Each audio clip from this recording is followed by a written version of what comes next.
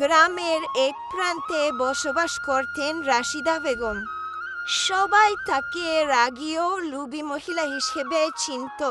তার একমাত্র ছেলে রাহাত শহরে চাকরি করত। একদিন রাহাত বিয়ে করে নিয়ে আসলো শান্ত ভদ্র মেয়ে নীলাকে।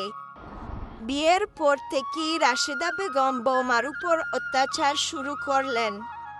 ভোর থেকে রাত পর্যন্ত সব কাজ করাতেন, কিন্তু ঠিকমতো খাবার দিতেন না। ভালো রান্না হলে নিজে আর ছেলেকে দিতেন, আর নীলার জন্য থাকতো বাসি ভাত আর তরকারির শেষ অংশ। একদিন নীলা বলল, মা, আমি কি একটু দুধ খেতে পারি?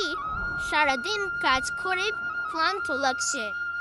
শাশুড়ি রেগে বললেন, দুধ খেতে হলে নিজের বাবার বাড়ি থেকে এনে খাও। এই বাড়িতে ফ্রিতে কিছু পাওয়া যায় না। নীলা চুপচাপ সেখান থেকে চলে যায়। কয়েক মাস পর রাহাত অফিসের কাজের জন্য বাহিরে চলে গেল।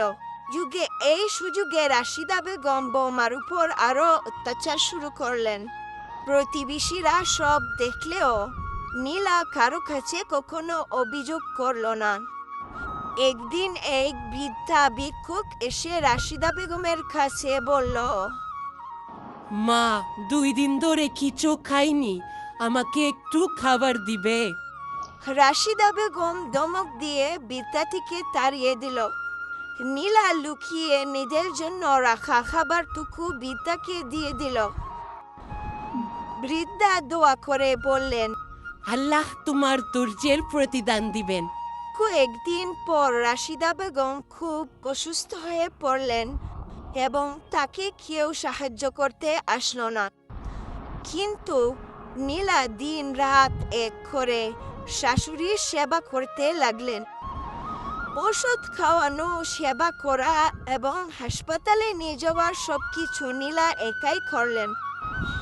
একদিন রাশেদা বেগম কাঁদতে কাঁদতে বললে, বৌমা, আমি তোমার উপর অনেক অত্যাচার করেছি, তবুও তুমি আমাকে ছেড়ে যাওনি।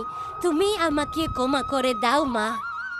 নীলা মুচকি হেসে বলল, মা, ভুল মানুষেরই হয়। ক্ষমা চাইতে পারো একটি বড় মহৎ গুণ। সব কিছু ভুলে আজ থেকে নতুন করে শুরু করি। রাশিদা বেগম নিজের সব ভুল বুঝতে পারলেন এবং নীলাকে নিজের মেয়ের মতো ভালোবাসতে শুরু করলেন। তাদের সংসারে সুখ শান্তি ফিরে এলো। শিক্ষা: লোভ, নিষ্ঠুরতা আর অন্যায় কোনোদিন স্থায়ীভাবে সুখ এনে দেয় না, কিন্তু ধৈর্য, দয়া ও ক্ষমা মানুষের হৃদয় একদিন না একদিন বদলে দেয়।